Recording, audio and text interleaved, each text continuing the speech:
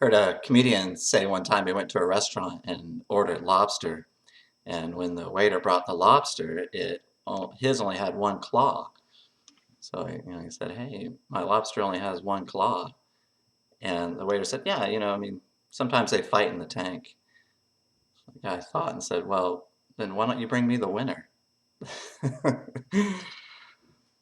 I know I mean, right now, I mean, we all want the very best. We all want the best we can have. But I hope that for all of us, we're learning to be very grateful for whatever we have. And there's a lot to be thankful for today. I want to read a passage to you from the Sermon on the Mount. Before I do, I want to relate another story to you. Winston Churchill was one time asked, sometime after the end of World War II, when he knew for sure that Great Britain would be victorious, that they wouldn't succumb or lose their soul to the Nazis.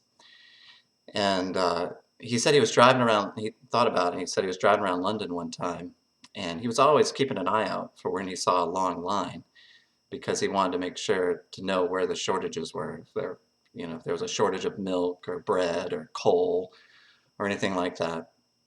And so he saw a particularly long line one day, and he told his driver to pull over. And when he did, he hopped out and he went up to folks in the line and said, "Hey, what are you guys in line for?" And they said, "Birdseed."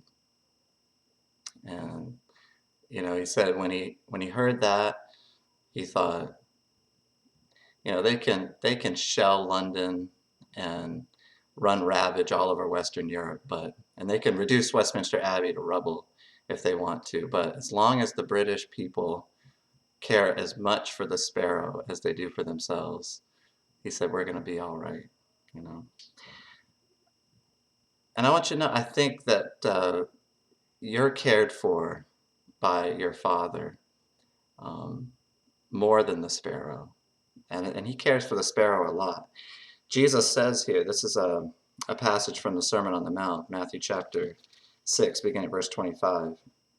Jesus says, "For this reason I say to you, do not be anxious for your life as to what you shall eat or what you shall drink, nor for your body as to what you shall put on. Is not life more than food, and the body than clothing? Look at the birds of the air, that they do not sow, neither do they reap, nor gather into barns, and yet your heavenly Father feeds them. Are you not worth much more than they? And which of you, by being anxious, can add a single cubit to his life's span? And why are you anxious about clothing? Observe how the lilies of the field grow. They do not toil, nor do they spin. Yet I say to you that even Solomon, in all his glory, did not clothe himself like one of these. But if God so arrays the grass of the field, which is alive today and tomorrow is thrown into the furnace, will he not much more do so for you, O men of little faith? Do not be anxious then, saying, what shall we eat, or what shall we drink, or with what shall we clothe ourselves? For all these things the Gentiles eagerly seek, for your heavenly Father knows that you need all these things. But seek first his kingdom and his righteousness, and all these things shall be added to you. Therefore do not be anxious for tomorrow will care for itself. Each day has enough trouble of its own. Your Father loves you, your heavenly Father, and you're under his wing today.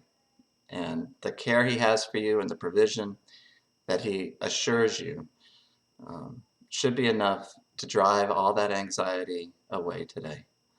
Okay? Know that he loves you, that we love you, we're praying for you, and that should you need anything at all, don't hesitate to give me a call.